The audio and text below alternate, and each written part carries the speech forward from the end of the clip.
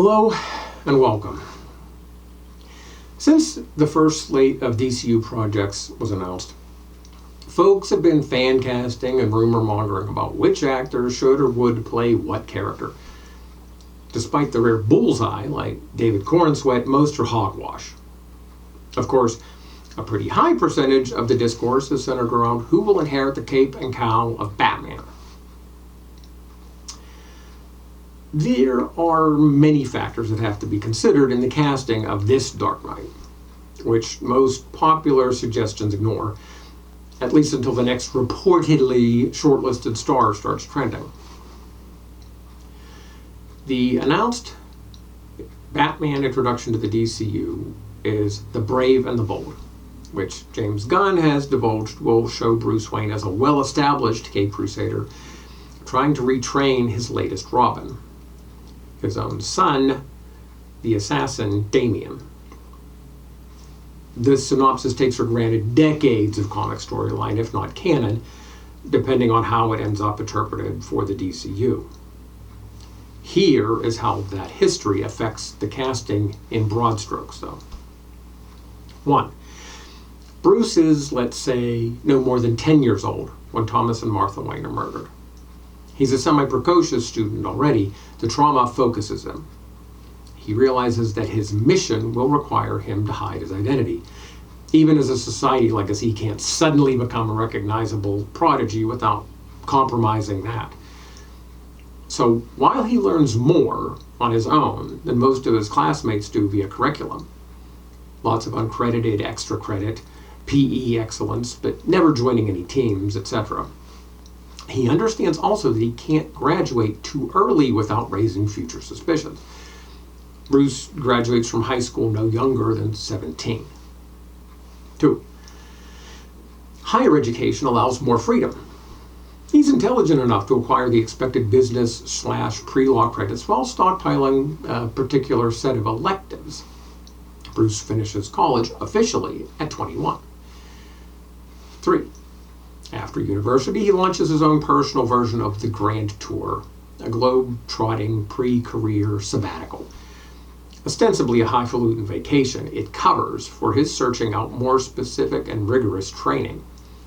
Bruce travels and explores until he's about 25. 4. Once he feels prepared, he returns to Gotham City and begins his mission in earnest, fighting organized crime, government corruption, and an increasing number of extreme and enhanced obsessives. He takes in the orphaned teen acrobat Dick Grayson about 3 years into this phase. This covers Bruce's true career to the age of 29. Dick is orphaned at 13. 5. As the scope of his activities raises his profile, Batman and Robin interact on a wider field and with many other costume heroes. This takes Bruce to 33, Dick is 17. 6. The unplanned, but probably inevitable shift from urban legend to celebrity draws the attention of Ra's al Ghul. Their adversarial relationship is nowhere near as complicated as Bruce's with Talia al Ghul. Dick leaves, Jason is fostered just about a year into this phase. Bruce is now 36, Dick is 20, Jason joins at 14. 7. Talia decides, Lazarus put her know her biological clock's alarm is about to ring, takes matters into her own hands, so to speak. This is, not coincidentally, just after the loss of Jason at the age of 16, Bruce is 39. 8. Solo. Bruce scales back to fighting street-level crime and bureaucratic corruption in Gotham, but with more brutality, less deduction and strategy. Even Commissioner Gordon questions his methods. Within 2 years of this, 12-year-old Tim Drake deduces Batman's identity and negotiates a partnership as the third Robin. This is another complicated relationship, with Tim's girlfriend Stephanie Brown even occasionally taking the role of the Teen Wonder. Eventually, though, Tim's work with Bruce helps their mutual and individual growth.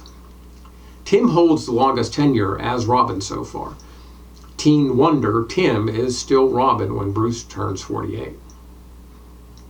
I'm not going to start down the slippery slope to Red Hood, but I do expect he's going to be in there somewhere. 9. Talia's spawn, Damien, after being raised as an assassin until just pre-teens, ends up in his father's custody and care. Bruce manages, over the course of Damien's adolescence, to slightly curb the boy's more violent tendencies. By the time their personal and professional relationships stabilize somewhat, Bruce is 51 and Damien is 13. This brings us to The Brave and the Bold, depicting a Bruce Wayne / Batman who's roughly 53 years old. So yes, we are going to have to get an older Batman. Stop with the Reeves, Pattinson lobbying. That arc is going to remain an Elseworld story. Conversely, the camp insisting that Batman must be thick based on his silent silhouette cameo in Creature Commandos, even taking into account Gunn's post-reveal comments on the intentionally vague cameo, what we're being shown in that shot is an experienced, equipped Dark Knight prepared to fight a radioactive criminal. The suit he's wearing is probably specialized with several layers of protection, not form-fitting spandex. The Bat hazmat, if you will. All that said, I have to offer my own suggestion to the DCU regarding casting generally. Despite the confidence some nerd-focused social media posters have in rumored actors of the proper age range surviving several years through multiple projects, I think the best rule of thumb will be, for any teenage characters, actors should mostly be cast to play younger than their actual age, 16 to 21. However, any adult, 25 and over, lead characters should be cast to play older than their actual age, at least as believably as possible without CG or prosthetics. Likewise, expanding on the Gunn rule of DCU canon, we can be shown flashbacks as necessary, with the same actors, without the delays and costs of de-aging CG.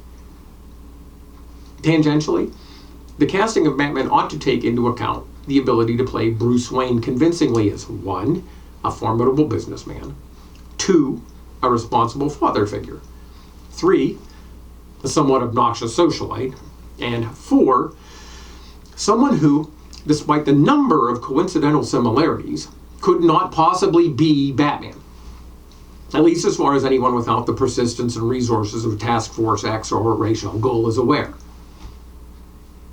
FYI, I like Alan Ritchson, but I think he could play only Batman, not Bruce. Sorry. So while Josh Brolin at 57-ish just squeaks into the right age bracket, and is both a fantastic actor and a big nerd, I believe that it would be better to go with someone closer to 40 so they stand a better chance of enduring an ongoing action-based franchise.